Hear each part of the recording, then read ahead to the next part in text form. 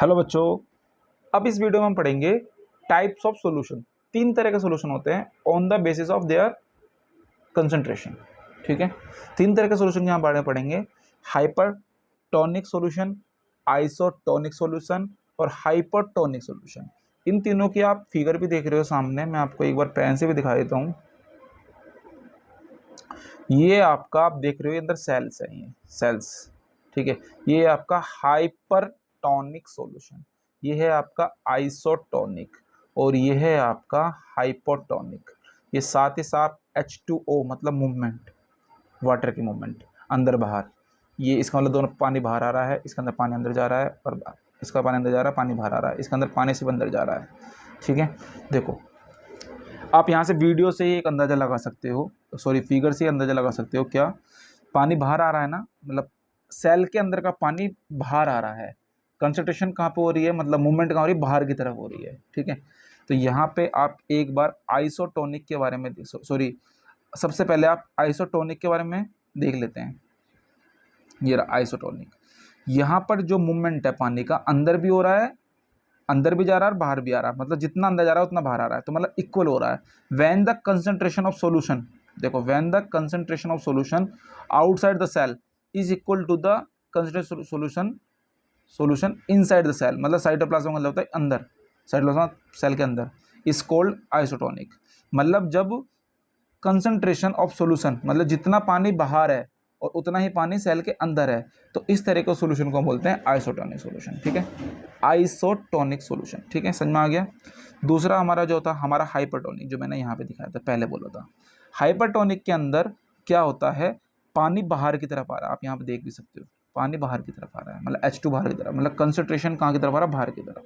देखो when the concentration of solution outside the cell is more than inside the cell, मतलब जो concentration है solution का वो बाहर की तरफ ज़्यादा हो रहा है। कहाँ की तरफ, बाहर की तरफ ज़्यादा हो रहा है। ठीक है, जब बाहर की तरफ होता है किसकी कंपैरिजन में, अंदर, is more than inside the cell. Due to this, इसकी वजह से सेल लॉसेस वाटर, सेल के करेगा, पानी को छोड़ देगा।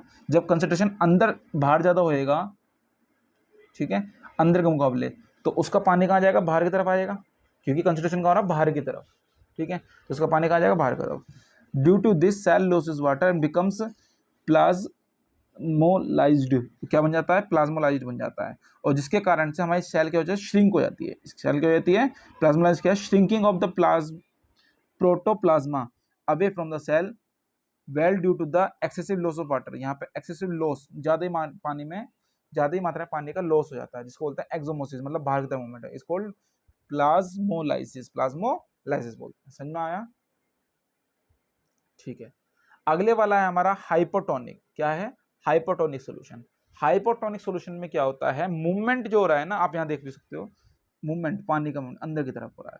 When the concentration of solution outside the cell is lesser than cell, मतलब जो कंसंट्रेशन है बाहर कम है, अंदर ज्यादा है। कंसंट्रेशन मतलब लोगों की डेंसिटी, बाहर कम है, अंदर ज्यादा है। देखो बोला ना, when the concentration solution outside the cell is lesser, मतलब कम है, कहाँ से कम है, दैट ऑफ द साइटोप्लाज्मा, मतलब अंदर से, अंदर ज्यादा कंसंट्रेशन है, बाहर कम है। जब इस तरीके से सॉल्यूशन होता है, जब इस तरीके से होता है, भीड़ अंदर ज्यादा होती है, तो वो सेल फट जाती है। क्या, जो सेल फट जाती है, तो उसका पानी कहाँ जाता है, बाहर आ जाता है। देखो आप यहाँ देखो, पानी बाहर आ रहा है, नहीं आ रहा है।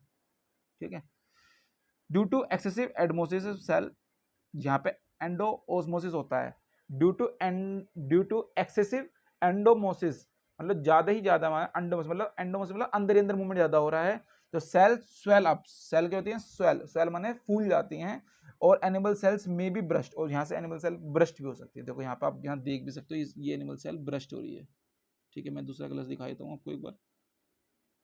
ये वाली सेल देखो, ये सेल में ज्यादा कंसंट्रेशन अंदर की तरफ हो गया, तो वो H2O बाहर आएगा, वो फट गई ना, देखो ब्रस्ट हो गई। ठीक है, तो आई होप आपको ये वीडियो समझ में आई हो, ये कंटेंट समझ में आया हो। Thank you so much.